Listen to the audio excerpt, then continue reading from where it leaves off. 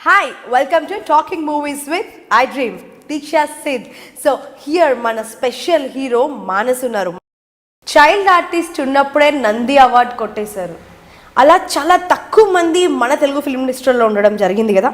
So మరి one of the top actor ఇప్పుడు హీరోగా మారిపోయాడు. ఇప్పుడే కాదు ఎప్పుడో మారిపోయాడు, కానీ ఇప్పుడు ఇంకొక యూ టర్న్ తోటి సక్సెస్ కొట్టడానికి కొద్ది స్టెప్స్కి దూరంలోనే ఉన్నారు.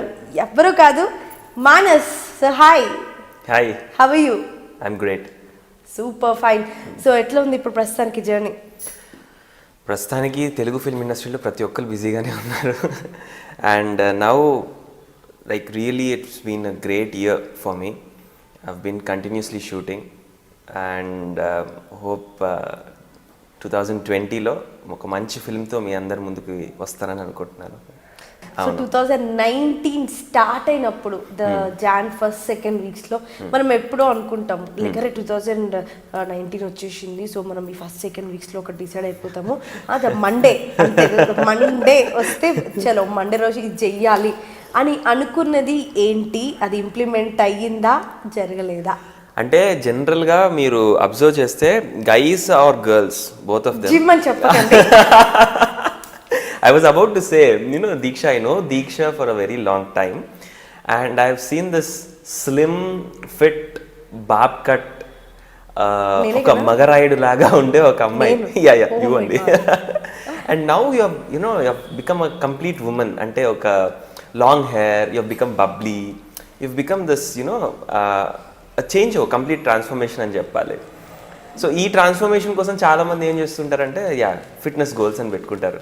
ఫిట్నెస్ గోల్స్ పెట్టుకో, అప్పుడు పక్కగా ఉన్నా, ఇప్పుడు కొంచెం డుబ్బులా అయ్యావు అంటారు, అంతేనా? నేను చెప్పలేదు, నువ్వు చెప్పుకుంటున్నావు. అక్కడ అదే ఉంది, సామెత చెప్పిరు, సామెతకి ఎక్స్ప్లెనేషన్ ఇస్తున్నా. ఓకే, కరెక్టేనా? అంటే ఇప్పుడు సామెత అన్నది నేను అనను, బట్ మోస్ట్లీ ఇప్పుడు 90% of the people have this. అంటే నేను చెప్పిన మాట కాదు ఇది, నాకు ఝాన్సీ గారు చెప్పారు. ఝాన్సీ గారు అన్నారు 90% of the people have fitness goals as new year resolution. So అది తప్ప నేను ఇంకేదైనా పెట్టుకుంటా.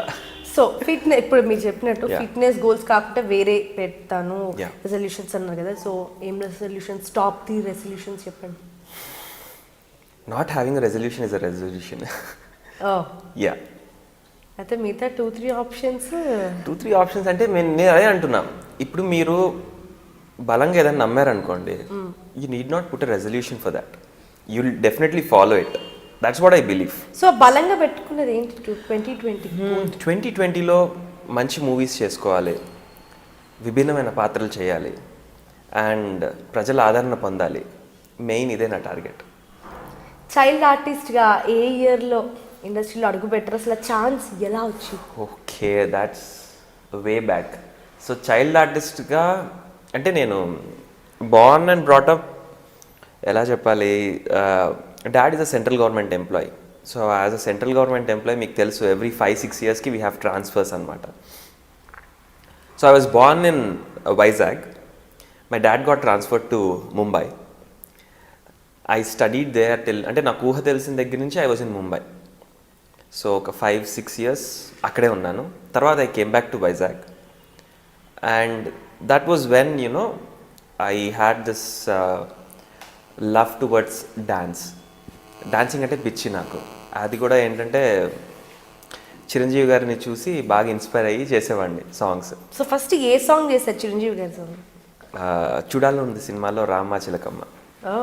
యా, హమ్ చేస్తారా మాకు?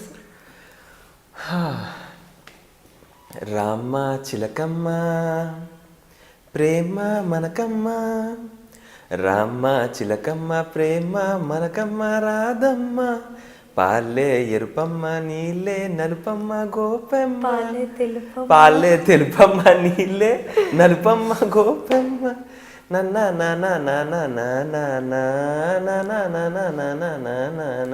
గంగూలీ సందులో గజ్జల గోల, బెంగాలీ చిందులో మిర్చి మసాలా.